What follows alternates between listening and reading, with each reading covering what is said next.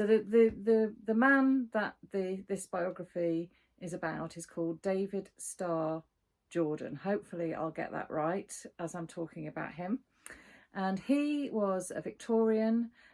He grew up with his parents, who were actively discouraging him from taking an interest in nature, which he clearly loved from a very early age. He really got into botany and studying plants, and his parents didn't really approve.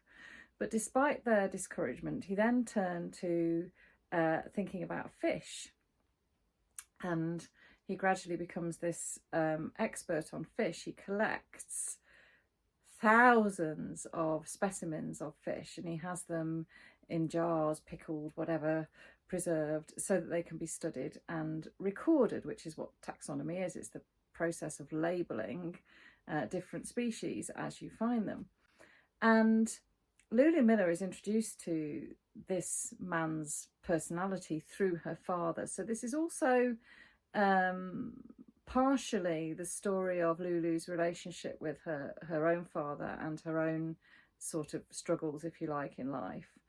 And her father introduced her to this idea that we're all battling against chaos, that basically the world is completely chaotic. And he really revered, her father really revered David Starr Jordan, because he'd collected all these thousands of samples, and then in the San Francisco earthquake, I hope I've got that right, in the 1850s, his entire collection of specimens was just smashed and shattered to pieces in this earthquake. And instead of sort of, and all the labels have come off, because in those days you used to label the jar rather than labeling the specimen.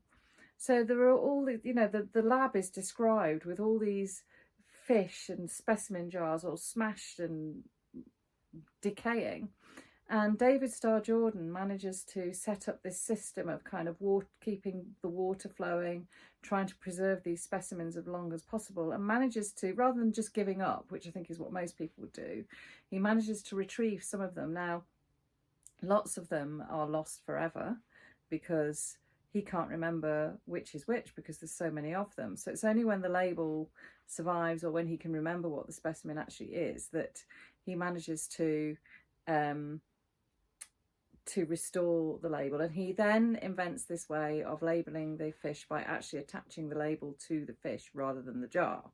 So he kind of invented that system